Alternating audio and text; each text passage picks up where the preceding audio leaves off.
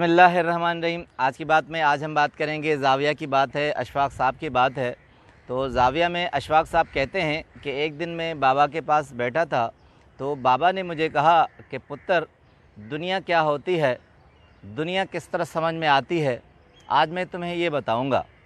तो अशफाक साहब कहते हैं कि मेरी हैरानगी थी, मैं बाबा की तरफ देखने लगा तो बाबा ने कहा कि जब दुनिया को तुम्हें समझना हो तो अपनी नफ़ी करो, देने वाले बनो, कुर्बानी दो, और जहाँ जीत अटल हो वहाँ हार जाओ।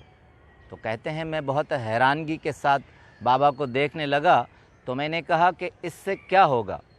तो बाबा ने कहा इससे तुम्हारे अंदर इश्क का पौधा उगाएगा और उस पौधे के साए में तुम गिनती गिन लिया करो। तो मैंने कहा, अशफाक साहब कहते हैं तो गिनती क्या होती है, इश्क की गिनती।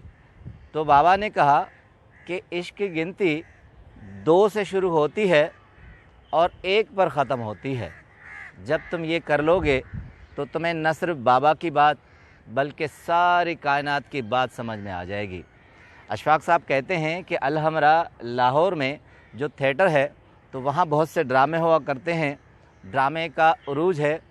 तो उन दिनों कहते हैं कि बाहर एक दिन मैं जा रहा था अल-हमरा के, तो 2 गाड़ियाँ आपस में टकरा गई।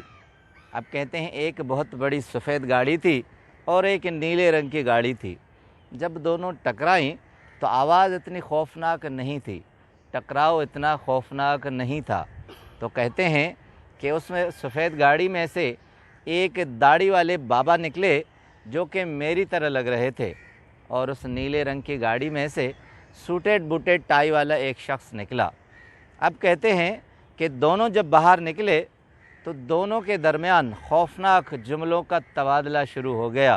तो अब कहते हैं देखने वाले जमा हो गए, उन्हें मुफ्त का ड्रामा मिल गया। अंदर थिएटर में तो वो पैसे देकर ड्रामा देखते थे और बाहर वो मुफ्त में ड्रामा देखने लगे। कहते हैं थोड़ी देर में बहुत सी भीड़ जमा हो गई, शोर शराबा शुरू हो गया और दोनों अशखास जिनकी गाड़ी आपस में टकराई थी, जो कि बहुत खौफनाक हद तक नहीं टकराई थी मगर जुमलों का तबादला बहुत खौफनाक था। अब अशफाक साहब कहते हैं कि वहाँ एक एक्स्ट्रा रोल जो अंदर थिएटर में करता था वो भी शख्स खड़ा हुआ था। वो एक्स्ट्रा रोल का एक आम किरदार था। जब हंगामा बहुत बढ़ा तो वो बीच में आए और उन्होंने, जिनकी बारिश दाढ़ी थी, उन्हें देखकर कहा कि बाबा, यही वो लम्हा होता है जब दीन और दुनिया आपस में मिलते हैं। तो कहते हैं मैं ये सुनकर हैरान हुआ कि एक एक्स्ट्रा रोल करने वाले ने कितनी बड़ी बात कर दी कि ये वो मकाम होता है जब हम अपने वजूद से बाहर निकलते हैं, अपने अंदर से बाहर निकलते हैं, और वो भेड़िया जो दुनिया में सामने आता है वो दीन को भूल जाता है। हम अपने वजूद को इतना खोखला कर लेते हैं कि जैसे केले में से गूदा निकल आए और सिर्फ छिलका रह जाए। तो अशफाक साहब कहते हैं कि ज़िंदगी में यही वो लम्हात होते हैं जब हमें इस कायनात की समझ आनी चाहिए, जब हमें लोगों को समझना चाहिए, तब हम अपने वजूद से निकलकर एक जंगली जानवर बन जाते हैं।